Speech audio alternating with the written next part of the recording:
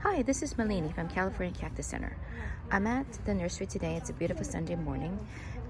If it gets a little loud, forgive me. We're open during our business hours from 10 to 3, Friday, Saturday, Sunday. But I wanted to show you some of our beautiful succulents that people love to use in their gardens, in their landscapes. And a lot of these can take full sun to filter light.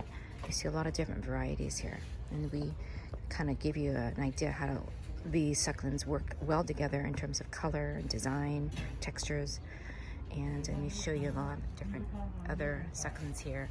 A lot of these succulents I have on my YouTube channel, and we have individual videos of a lot of these succulents.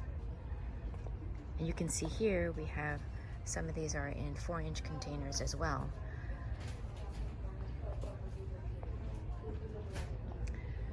And some of these succulents also are great as ground covers, like these. These are sedums, and another sedum here. These are beautiful ground covers that spread really well and are very low maintenance. Let me show you a little bit more.